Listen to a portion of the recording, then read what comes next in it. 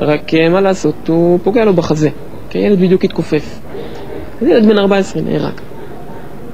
אחד התרחישים שהכי מפחידים את מערכת הביטחון לדורותיה זאת לא הפצצה האיראנית, אלא מרי עממי לא אלים.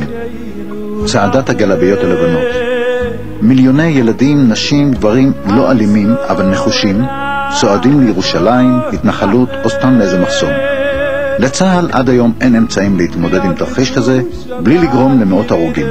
למזלנו, גם לפלסטינים אין עדיין את תעצומות הנפש למרי עממי המוני וחכם.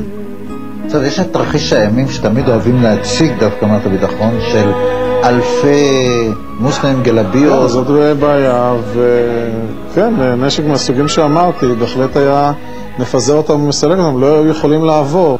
It's something called aqueous foam. Mixed with tearing agents or other irritants, it can empty a building. And in concentrated form, it can make a street or a hallway so slippery people can't stand up. בלי להרוג, כלומר, אני לא יודע מה היה הפתרון, זה להשתמש בקצף, קצף של הכבאים, או קצף אפילו על בסיס מים. אם אתה יוצר איזה מתחם שהקצף, יש קצפים שמתמצקים, אני לא מדבר עליהם, אבל אם יש קצף, זה גם מסתיר את שדה הראייה, ואתה טובע, כן, אי אפשר לנשום.